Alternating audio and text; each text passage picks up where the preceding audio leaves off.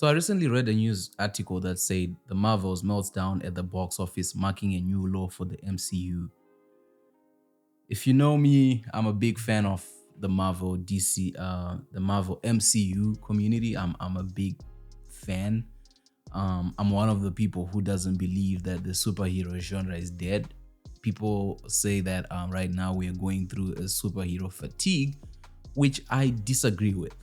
I think that there are many factors that have contributed to people not going to the cinema to watch movies, but I don't believe it's because of Marvel. I believe it's because people have other things to do. So if you look at the run that Marvel was on until 2020, back then the economies were on the rise. Back then we had more time. There was less things to do.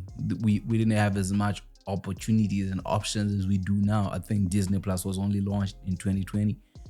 Back then we were only watching, if you're streaming, you're mainly streaming on Netflix or you had Apple TV, but it didn't have that much options. And then Hulu and all those guys were still coming up, even HBO.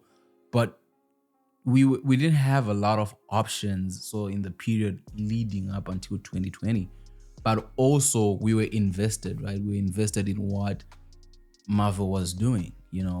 I remember the first time that Iron Man 1 came out, it was this big thing because for everybody who grew up watching who grew up reading comic books, you all of a sudden had something other than the X-Men to watch on TV. You like, I grew up watching these things as cartoons, so the idea of them becoming real movies was like, whoa, we can't wait to watch. And there was excitement there, and there was the desire to go watch these films. Vis-a-vis now, it's like, okay, I don't remember the last time that I sat down to watch cartoons or to read comics. I get it, there are people who are into that community, who do it for the rest of their lives. I'm just not one of those people. But I'm one of those people who grew up watching X-Men, G.I. Joe, Transformers as cartoons, and who will be very much interested in seeing these things and relive some of my days as a young person. But the point of this video is we want to talk about what's happening. What's happening with Marvel. Is this idea of a superhero fatigue true or not? I disagree because, one, I think what's happening with Marvel, especially with the Marvels. Remember when Captain Marvel came out, the first one, there was huge excitement. I was excited because here was coming this superhero that's untouchable, that is supposed to compete with is it Wonder Woman? Yeah. So that was the idea. That was the marketing behind her, and the fact that we were going to learn about what happened to Nick Fury's eye.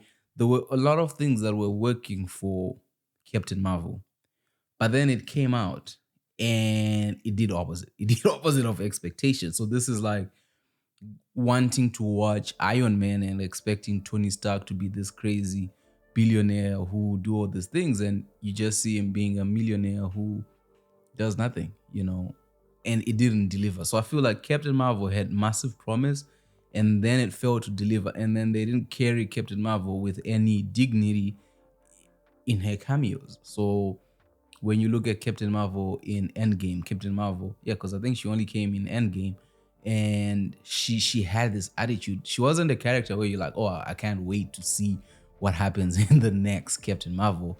Remember, out of Endgame, we had Hawkeye, we had what's his name, and the Winter Soldier, we had Scarlet Witch.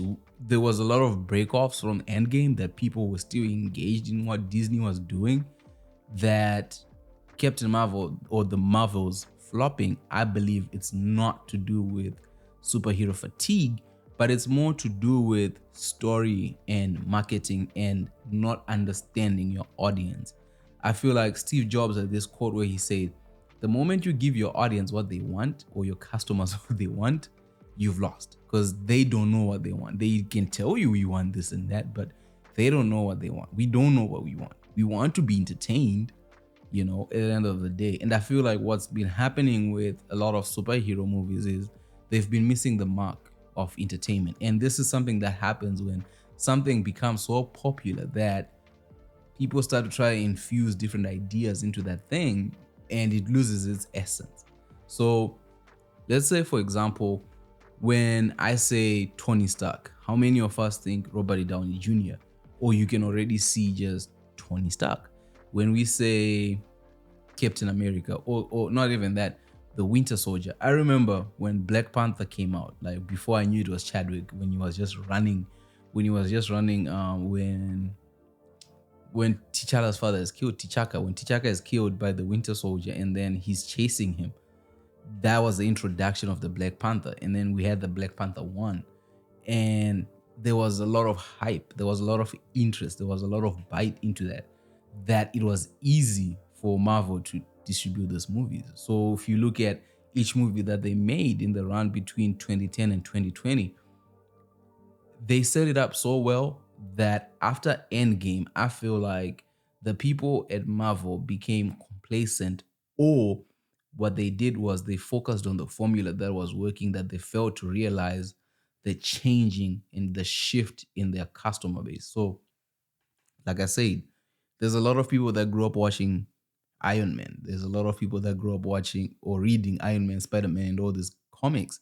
And then there's a different set of people that came after those. So the people who were teenagers in that period, 2010 to 2020, are the people who are watching movies now. They're the people who have the time. Because for me, going to a movie is a sacrifice. Like, I'm not just going to watch anything. I went to watch Oppenheimer, but that was a sacrifice. Say, okay, I'm gonna devote 3 hours of my day.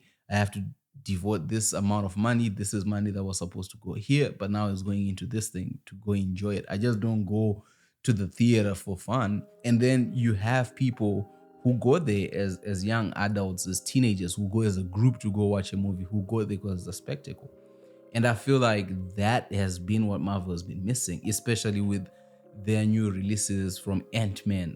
It's not just to pick on the Marvels, but when the Marvels was being advertised, I didn't really see the connection, how they were going to connect with an audience and who the audience is. Like, there was nothing that's fun or exciting. It's like, we've seen it before. We've done this before. You know what I mean? Like, that was the feeling that I was getting. Like, yeah, we've been here before.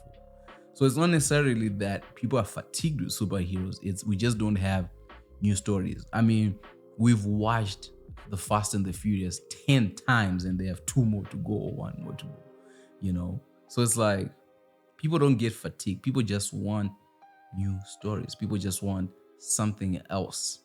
Offer us something else. Don't just berate us with the same thing, and then make your actors approachable, because at the end of the day, without the fans, without us watching, things like this happen.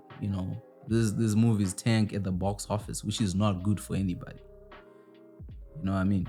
This article berates them. If you want to read it, it's on City News everywhere. So it's vancouvercitynews.ca.